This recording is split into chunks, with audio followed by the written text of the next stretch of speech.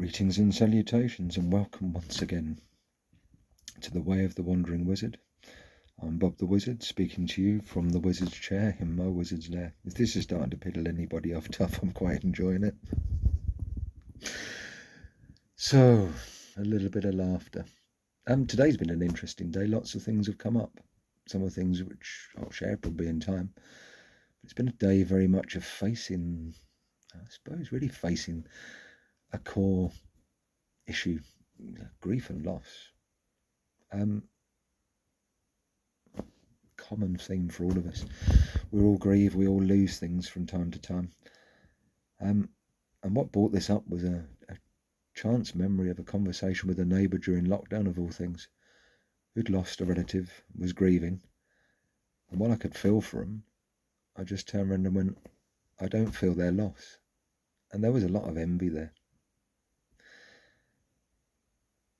A lot of envy, that poignant, why can't I feel them sort of moment. And that sort of memory strangers brought up quite a lot, which was one, the purpose of this enterprise, this purpose of this exercise, whatever you call it, this public sharing, is that I'm open and honest with myself. And if I'm open and honest with myself when I'm talking to myself on video, I'm going to be open and honest with you. That's the way it works. For all that I've been leading this great dance of, in time you'll get to hear what went on and in 2012 and how it's changed me and all of this kind of stuff, that was really me pretty much avoiding an obvious fear. I've shared my story a few times. This is just another way, but a more open way of doing this. Very bare sort of way of doing this. But it has to be done. And it would appear that the third day, 3 being a magic number for wizards, of course, today is your lucky day.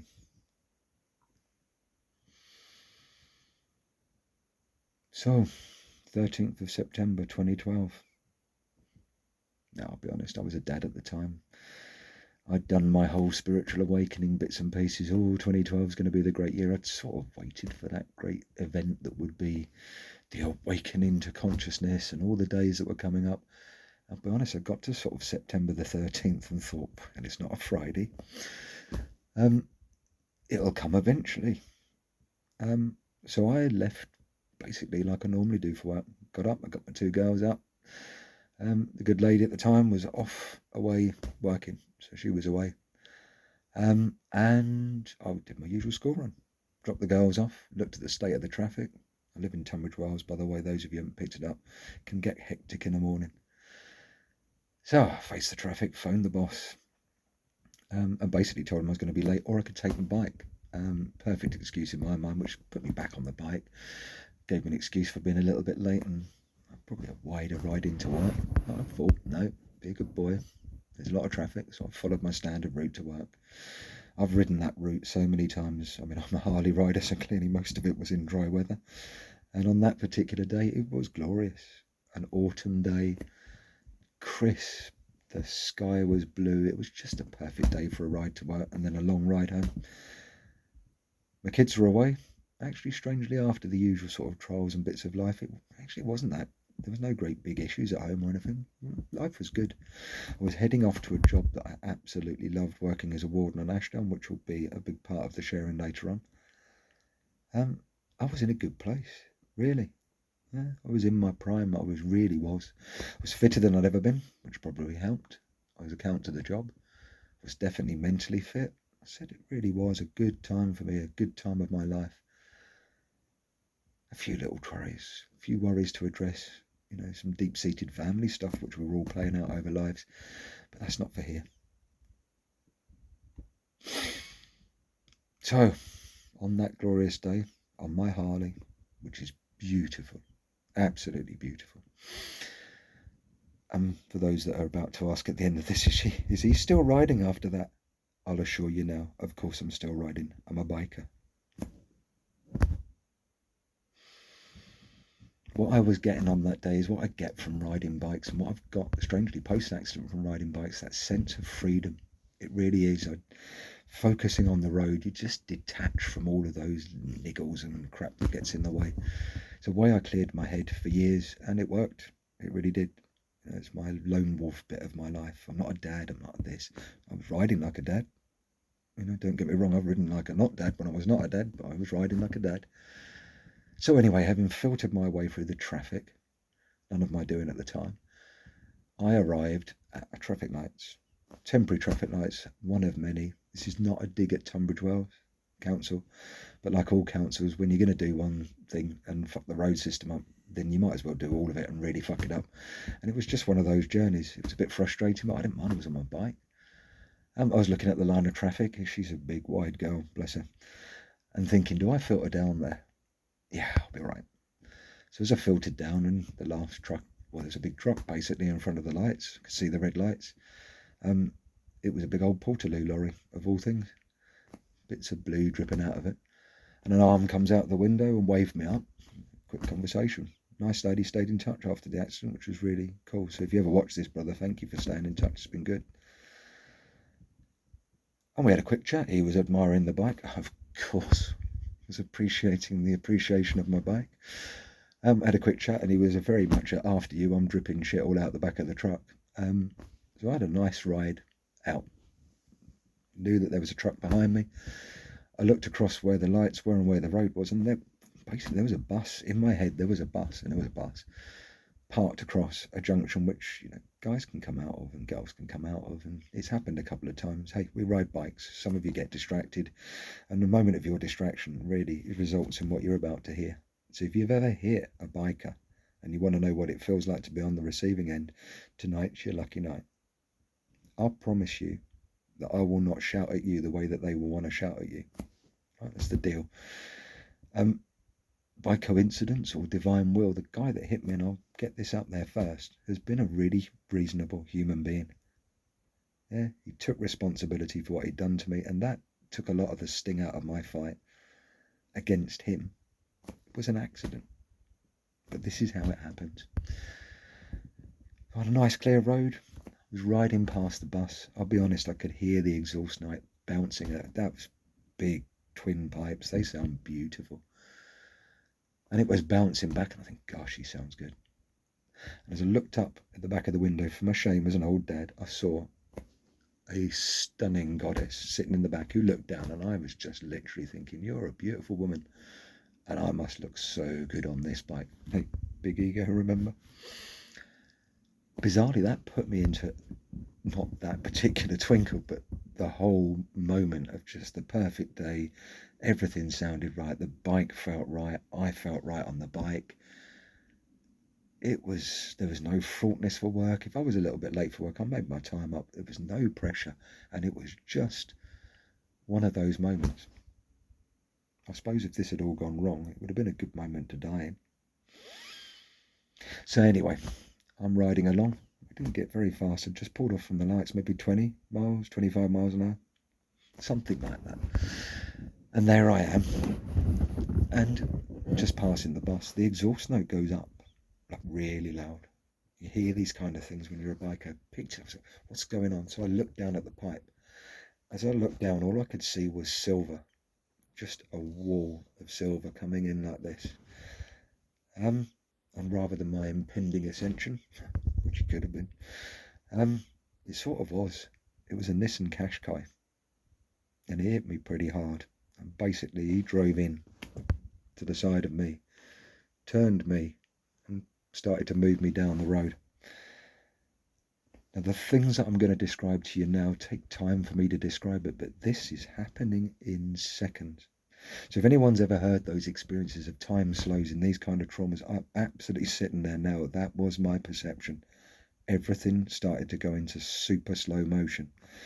Whether it was slow motion or my mind was running at that pace and that kind of an impact. Bit of both, maybe. Either way, I'm on the bonnet of a car. I can feel my bike starting to go underneath me, and I know that my right leg has been hit really hard. Just exploded, and the pain had started. Don't know whether it was some kind of self-preservation, whether it was old stories that my dad had told me and other bikers, But it was like, you can't go under the car. I'm literally not going under the car with that bike. And if she has to go underneath the car, I'm being on the bonnet. So I started to pull myself up. Never mind how fast this is happening. And I looked up, super slow motion, at the driver. And he wasn't looking. Well, he was looking, but he wasn't looking straight at me. He was looking in the mirror. And I really think that in that moment, what he thought was he'd driven over something rather than into something. I never got a chance to talk to him. That's the way these things work. But it really was just that moment of thinking, he hasn't seen me. And I reached up to bang on the windscreen. And as I moved my hand up and started to let go, his head turned, and then he looked at me and probably saw, I don't know, 6'5" of somewhat broken but fucking angry biker on his bonnet. I don't think it was a panic reaction. I think it was a normal reaction of any driver. And he stood on the brakes.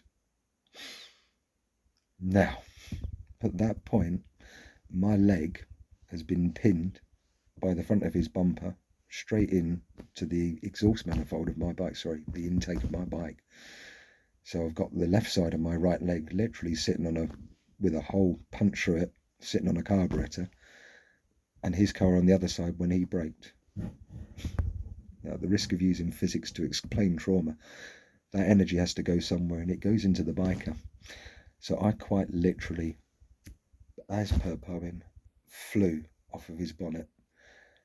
And bear in mind that this is all going really slowly, and I'm flying through the air, watching my bike start to come off the front of his car as he started to dip and brake.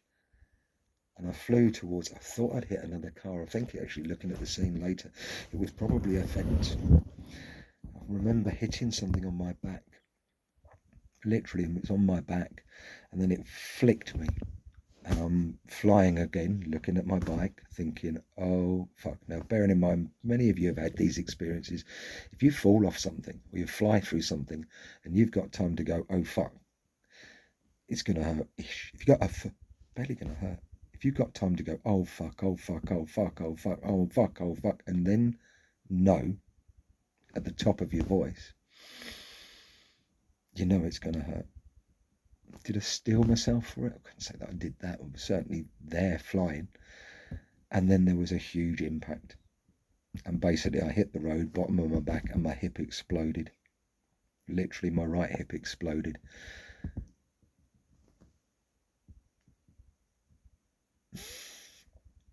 Sorry, actually, there you go.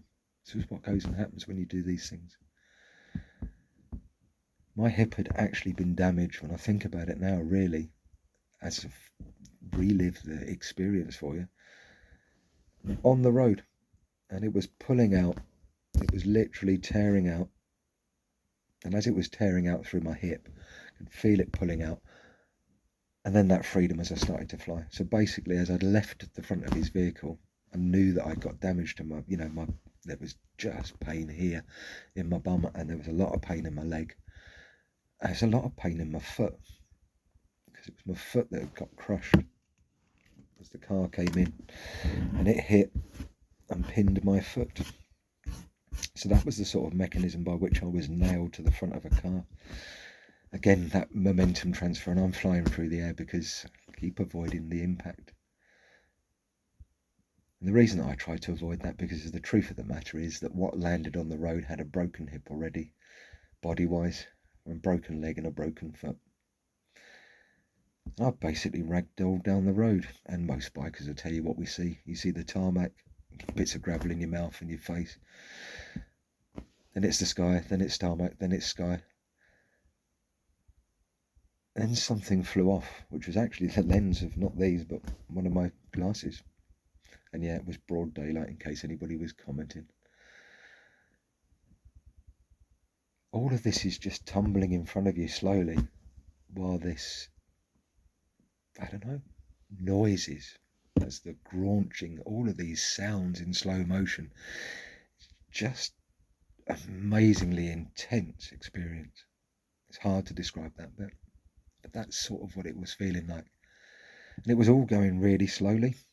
That flight, that landing, that noise. The tumbling bit that followed as I flapped off down the road was really quick. It really felt quick. It was like roly-polies, but with a broken hip, a shattered leg, and a foot that was in tatters. I can remember going down the road, thinking my bum was getting a bit warm. I put my hands down and I felt my palms starting to get warm, but not in a good healy way. I could feel my leg riding up by the side of it, which was pretty intense. And then I come to a halt and I'm looking for the bike. My dad had always told me, if you're on the road and you're going down, get the bike between you and whatever you're going to go through. He'd come off a few times. All right, it's a scooter, but he rode in the ice like we all did back in the day. I was looking for it, thinking, and it was that point of thinking, please don't let the bloody thing hit me in the back of the head and kill me. And I looked at the side of my eye, and there she was, rolling by the side of me, and she overtook me as I slid to a halt and hit the curb and laid there, leaking along with me, really.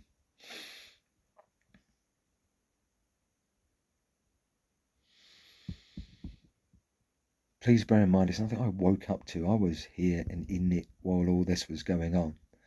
And I'm literally lying on the road thinking, fucking hell, that hurts. My first thought as I opened my eyes, because they'd instinctively shut, was I'm blind in one eye. Until I realised that what I was seeing was clear through one lens and one shattered lens in this eye, which was a bit strange. And so my glasses come off. And then, I'll be honest, I really looked around and thought I'd been in a few accidents. I mean, I'll describe some of them later, but I'd broken bones. Yeah, I'm a biker. I've had an adventurous life. And it was that point of, right, what do you need to do? I'd broken my left leg, which I'll explain share with you when I've been on in my days as a warden. So a few years before this accident, I'd literally broken my left leg. Crawling out then as I'd pushed myself back, actually straightened my leg out, which the medic said had maintained blood to my foot. And this is running in my head going, right, how's that leg looking? And how it was looking was I was looking at the bottom of my size 12 boot.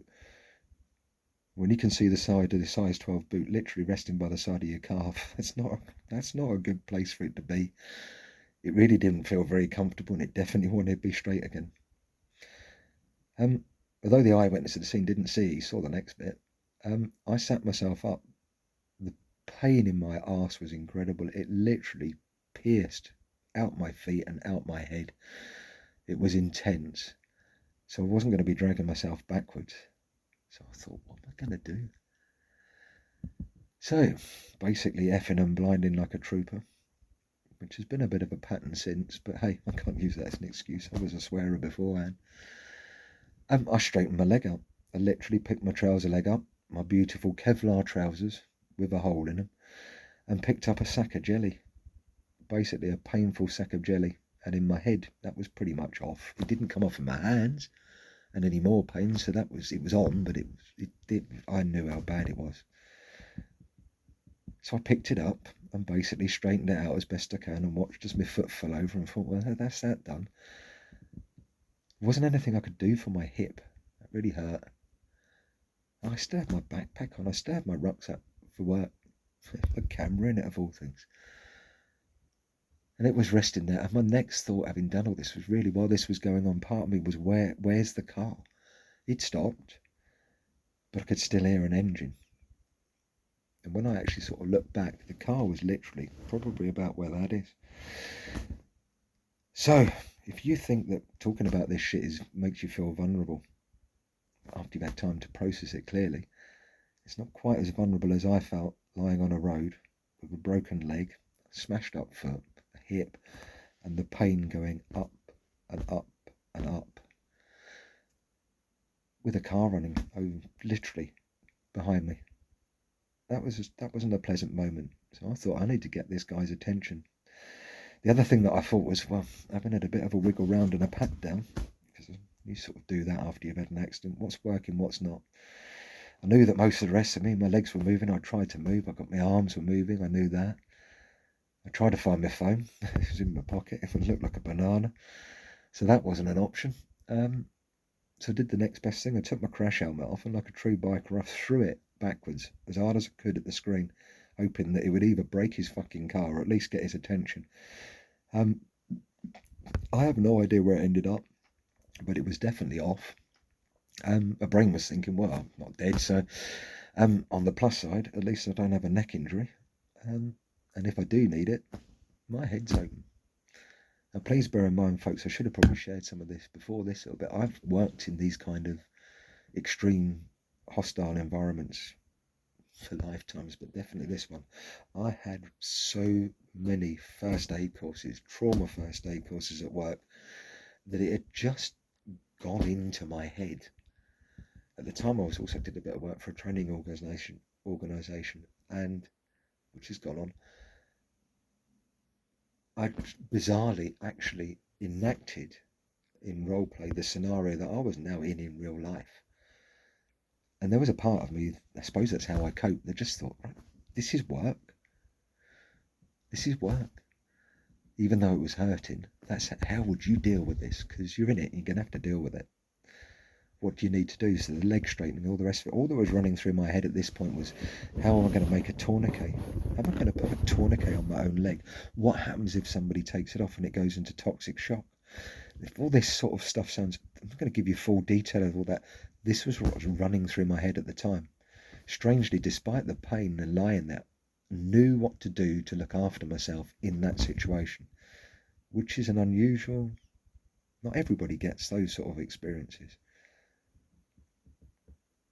So I was thinking myself fairly lucky here. You know how it goes.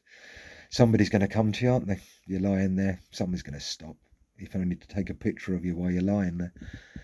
And as I laid there, bleeding and swearing, trying to find my backy. Excuse the smoke. Well, actually no solid one. I was trying to find the backy and resolve this problem for you live on the screen. So please excuse my old addictions. And my current medications. I'm going to do what I swore that I'd never do, which is basically blow the gaff before I even get started. This is actually a lot more traumatic than I was expecting it to be, so I'm going to need a smoke. Obviously, I've just told you that I'm the co-founder of the Cheeky Foundation. If you want to know why we do this stuff, this is why we do this stuff. So anyway, bear with me while I roll and work. Again, an avoidance. I wanted to smoke at the time because smoking's a distraction from pain. Has been for me. Yeah, I've always been there. Shit, that hurts. Right, roll a fag. Yeah, knowing full well that I'm going to have to do a couple of days in hospital or more without any nicotine inside my system. So it's going to be tricky. Oh, please bear in mind, folks, I said clearly I'm not going to be doing something like this unless it was absolutely legal. This is my prescription. And as you're about to hear, over the course of the next few unfoldings, it's been instrumental to my recovery. And it's no great secret anymore for me personally. But as I said, the rest of those videos will come out on these subjects because tonight I'm actually putting this out unedited so that you can see what it's like and I get a chance to really share my shit. Because at the end of the day, even needy wizards, actually all of us, we just need to be listened. Just need to be heard. So this is my opportunity. Oh, by the way, I don't need to be heard and don't need to be felt. I have people in my life that do that shit for me. So there I am, lying on the road, head full of medical skills, plenty of experience of being smashed. Over life or lifetimes, I've been blessed or cursed with an incredible ability to take pain. It's no boast. I just sort of have the ability to put it to one side and crack on. That's a distinct disadvantage with what I was going through, to be honest, because normally most sensible human beings would have passed out by now. For some part of me, I couldn't. I needed to stay like...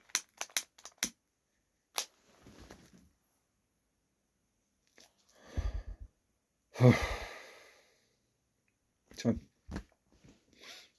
I knew that I needed to stay awake because I knew that I needed to look after myself. It's just part of the way I am.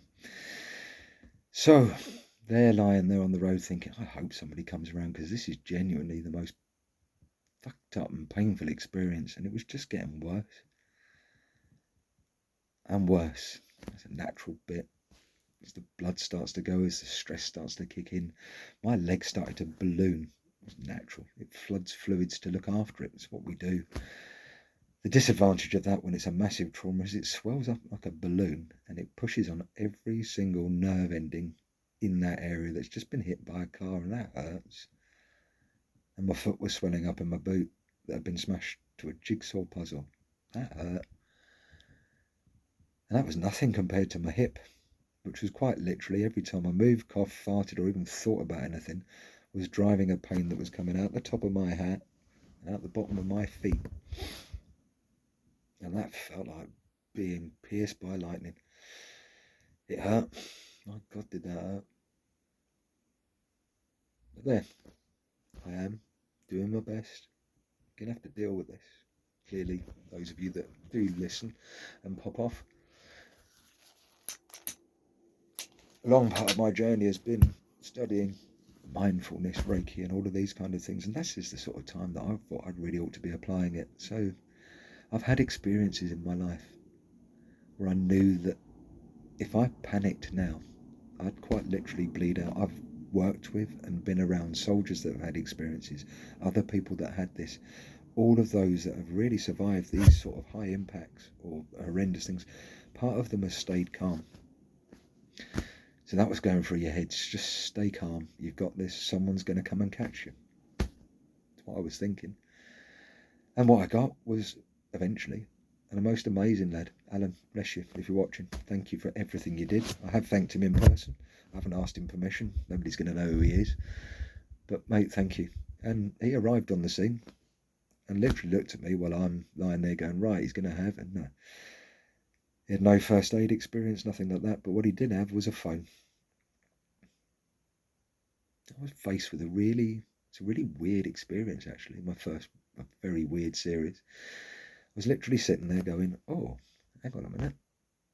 How on earth am I going to get, I can't look at all the numbers. Whose number's which and all this. So this is the process that was running through my head. Literally, I was presented a phone. Who do you want me to ring? Do you want me to phone your wife? And my first thought was, where is she? A little weird experience was sort of almost pre-popped. And was this rapid thought process of, hang on, if she's in a car and you tell her that, and she has another accident, there's two of us in it, and that's my kids. Yeah, without a mama or a dad if this goes tits up. It's just the way my head was thinking. So my first thought was, who do you go to? As she's local and she loves her grandkids, I just phoned my mum. Right, big hard biker that I am, that's right. The first port of call, my mum. And mum received, strangely, yet another phone call. Hello, mum. Actually what she got was, hello, you don't know me. She's had a few of those before. I'm sorry, mum, I really have. But bless it, yeah. She got the, hi, you don't know me. But I have your son here on the road, and he's in a bit of a bad way. And she asked, could he speak? So he handed me the phone. My conversation pretty much ran like this. But fucking hell, mum, it fucking hurts. Chatting to him later, he was a little bit surprised about the way that I speak around my mum. I don't do it generally. Actually, I do a little bit more now. But that's what the pain I was in. It's hardly going to, oh, hello, mother. I appear to have been slightly struck by a car. That's not going to work, was it? So anyway, I had the call. And it really was that call of, mum, I'm here. I need somebody to pick up the kids. I'm not getting back up from this one very quick. And all of that kind of stuff. And somebody to sit with them when they got back from school. Or picked them up from school. So she did all the practical stuff, made that around. I needed her to speak to Tan when she'd landed, so she started to put that in place. My wife.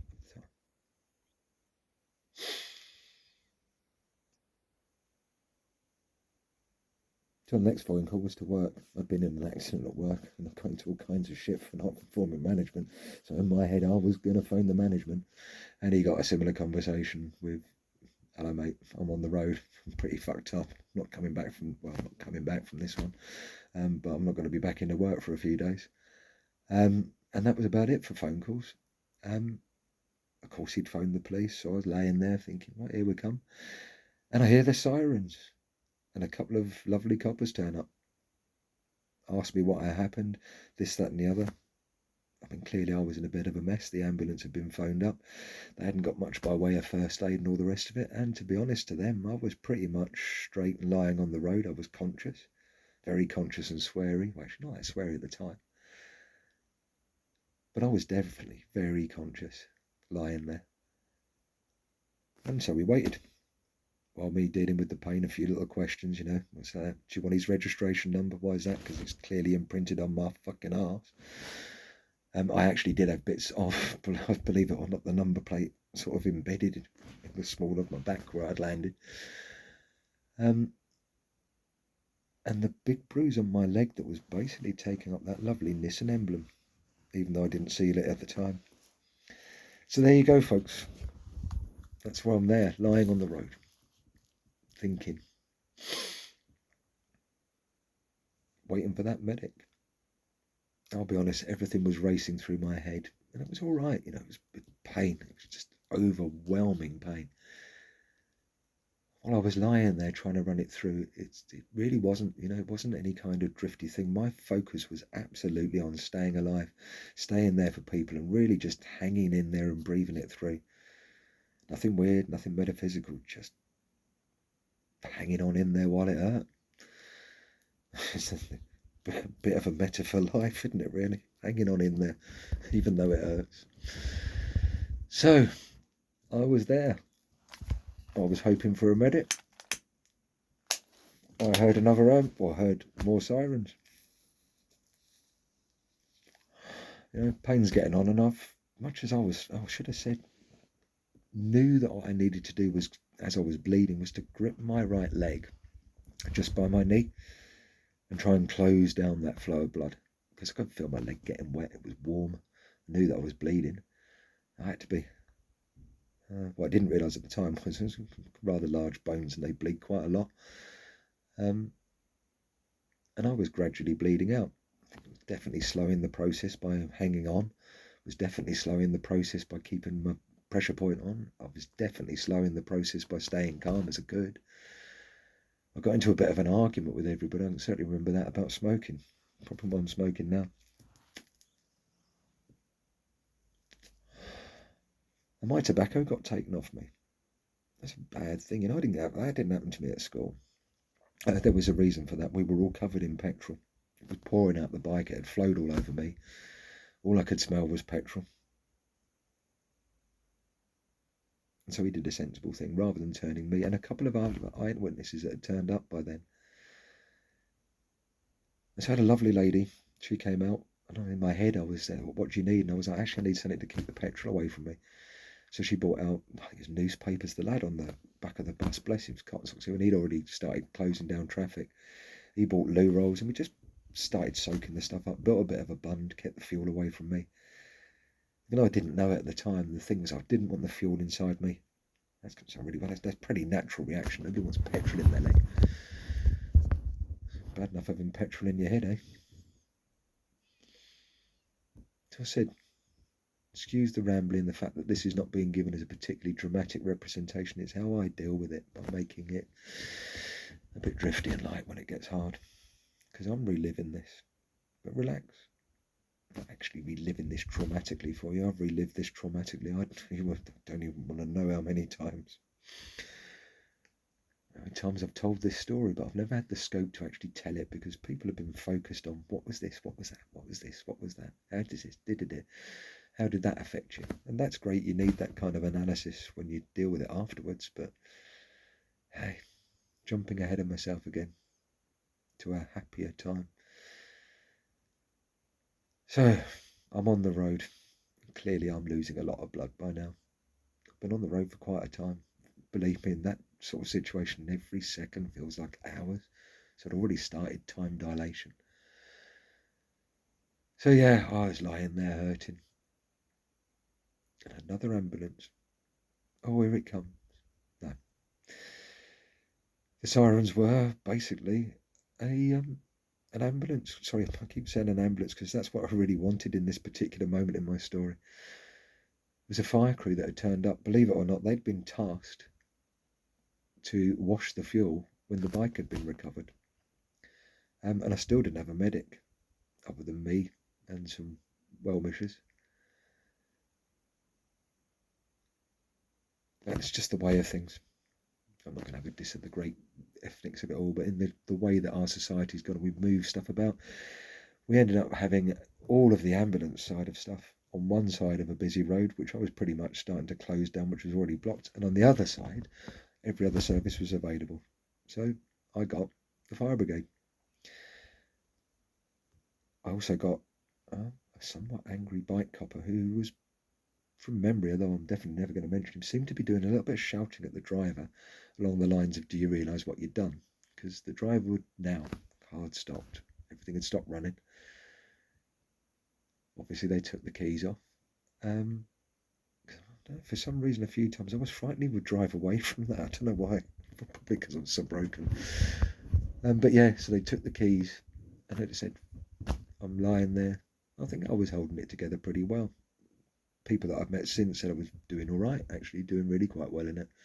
Wasn't flailing, wailing, screaming, or causing any great problems, just holding it together as best I could. Truth be told, the reason why it appeared like that is because I was locking down hard, because it was really, really incredibly painful by now. I don't think I've never felt pain like it, and I've been through some shit. Actually, if you're talking about pain, yeah, no, that's one for another day. It was pain. Let's just say the experience that most people have when you're asked to give a scale of pain, whereas 0 is absolutely no pain at all, and 10 is the worst pain that you've ever imagined. I used to give 10s. I now have an 11. I literally have an 11 and go, that's the point at which I actually got to. Before out I went. I literally got to the point where I just couldn't hold it anymore, as much as I wanted to stay in this world for my mum because of all the shit she'd been through and everything else. I just couldn't hold it in there anymore. And it all started to get very wishy and drifty. I can almost hear a voice in the background now, even now, sitting there and saying, if you don't get this ambulance to him, we're going to lose him after all he's fought for. And I was sitting there thinking, no, come on, and just couldn't stay in anymore. The pain was 11. It doesn't do it justice. I don't really want to describe it in infinite detail. It was painful enough to live through it without going. I'm pretty sure you can imagine what it felt like. If you can't, try not to. So I am there lying in the most immense pain imaginable. No pain at all. Was that quick? Really was that quick? I got to the point where I could carry no more. I just couldn't deal with it anymore. And so I went out, ran away and left my body. So my very first impression after that spike up, I didn't go down any tunnel. I didn't have any flashes of light.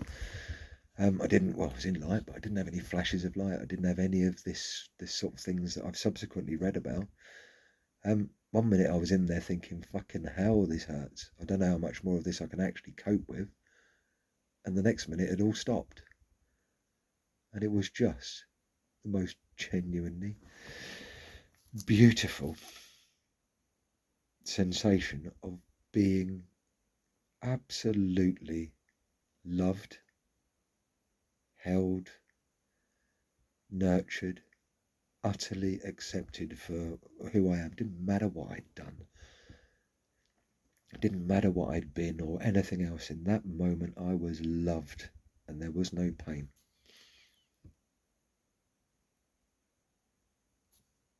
And then I opened my eyes.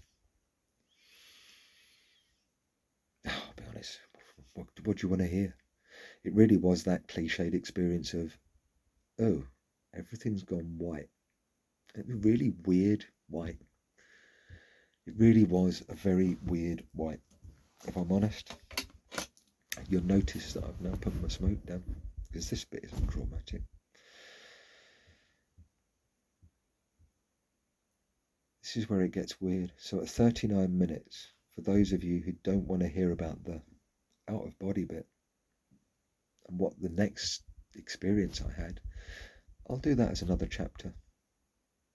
And then you can skip that part. If that bit of what's out there is too much, too challenging, or too much, then at least you don't have to watch it.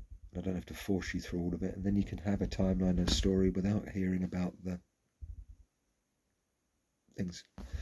Enough to say that I found myself in a very different place, having a very different experience. And a very good close look at myself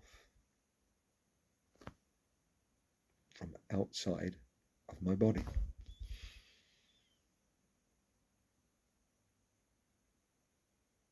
I was aware, so it's going to be a little light bit, not the deep stuff of what went on, because I know that needs to be separated from this. Because there's some folk that just aren't interested in that. And that's cool, that's my shit. But I will still share it because it was good shit.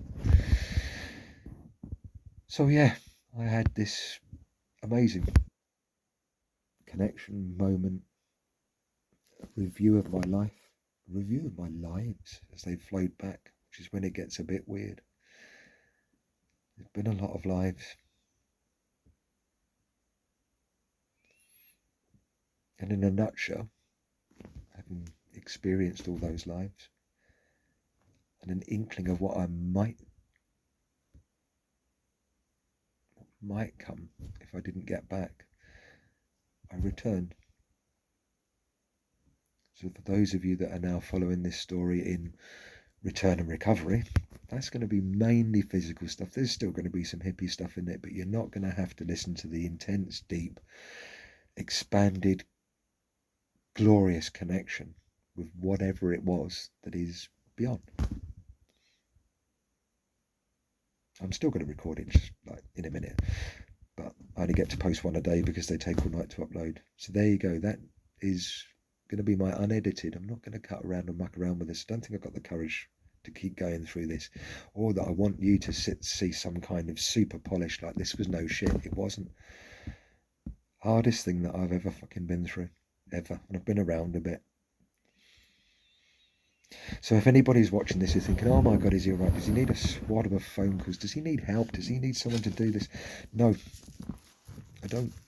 I wouldn't be sharing this with you if I was in trauma and I was struggling. Yeah, I really wouldn't. I couldn't share this with you because as much as I was telling myself that I had dealt with my shit, I'd been putting my shit off to the last minute, along with most folk. And over the course of lockdown and what's flowed on and the year that's followed, it's time to make some serious changes in my life. And one of them was finally facing my fear of how on earth can you deliver an experience that I'm about to deliver to you in the next little chapter, and the epic recovery that follows. And I think I'm just about to do it.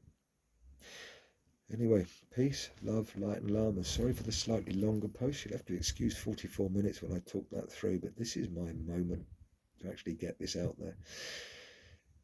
And 44 minutes on the third day's got a bit of a wizardly ring to it, hasn't it? I've no idea how long the next section will be. Probably another wizardly number. Anyway, as always, thank you for listening. Stay safe. Actually, don't. Follow whatever you're going to do. Really follow what you're going to do. It's very hard to say stay safe when I know that I'm about to tell you some really weird shit in a minute. But needless to say, it will be recorded in daylight, actually, I think. Yeah, I'm going to record the next bit in daylight because I've already shown you this live, and everyone then starts to think quite intentionally that what he experienced next is all about drugs. And there were no drugs involved other than what was in my body at the time. And by that, I just mean my natural body. Actually, this may be a little chance to just throw a little bit of practicality in the end of it. No, it's not. We're at 44 minutes and 44 seconds, so we're done. Peace, love, light, and llamas. Excuse the last little pre-ramble to make up the time because it suits my head. Love you all.